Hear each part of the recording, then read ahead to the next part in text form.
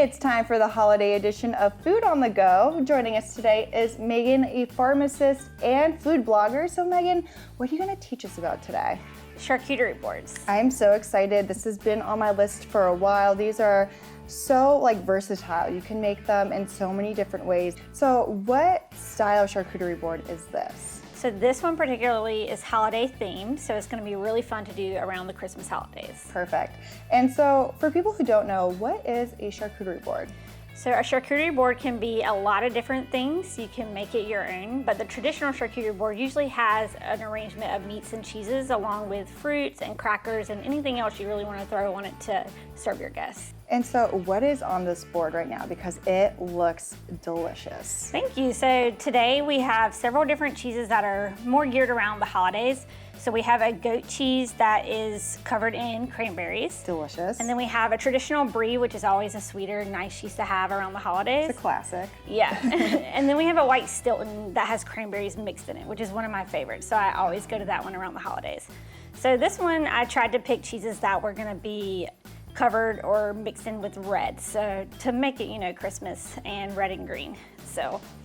And then the other things that we have today are some rolled prosciutto. Yep. So usually for my meats, I like to do prosciutto and then some pepperoni or salami.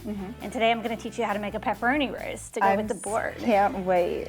So the rose is gonna be like the main Centerpiece. focal point. Yes, the centerpiece. And I typically, if I do a large rose, will make it the centerpiece, but you can do smaller roses using a shot glass and kind of place them around your board as well. Very cute. So today I'm gonna show you the larger version using a wine glass. Perfect.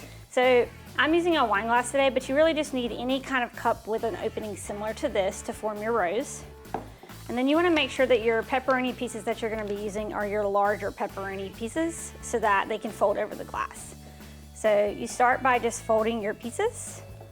So how long did it take you to master this? Because can you just discover this on YouTube, or did you kind of just do trial and error by yourself? So I did trial and error based on seeing what it looked like from other people doing it, but it does not take that long. So for the larger rose, it usually takes close to a whole pack of your pepperonis, whereas if you do a smaller one, it will take much less and that you can get several roses out of it. So here's our rose. So you just want to make sure it's folded over well, and then when you flip it over, you can even see it formed in the glass. And then you're just going to place it where you would on your board.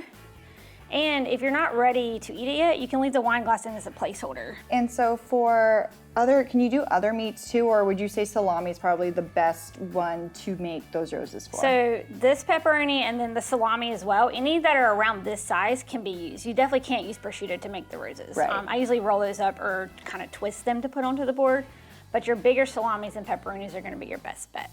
Perfect. And then just what would you suggest when people look at a board?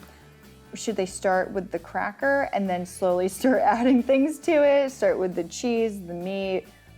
When they're gonna eat it? Yeah. I would say pick a cracker and then pick your favorite piece of cheese and maybe try to choose something that's a little bit sweet and then pair something more savory with it as well. So it's really an art form and you can have a lot of fun with it, and there's no right or wrong way to do it. So that's why I think it's a great thing to have fun with your friends. Megan, thank you so much for joining us today. Thank you for having me. This was so much fun learning all about charcuterie boards, and make sure to come back to Hello E&C every week as we discover new foods to grab and go.